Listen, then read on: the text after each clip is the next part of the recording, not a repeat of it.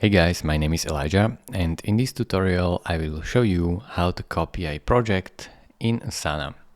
So first step is to scroll down until you see these project sections. You can filter by recent or start if you have more projects. And then in order to copy your project, you'll have to go right here to these three dots which says show options. Click on it. Now here you have options to copy project link, or go right here to share and then simply click on copy project link right here. Now once your project link is copied, you can paste it wherever you like and send it to somebody.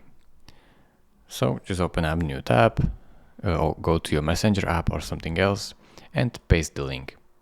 It is really simple. Thank you for watching.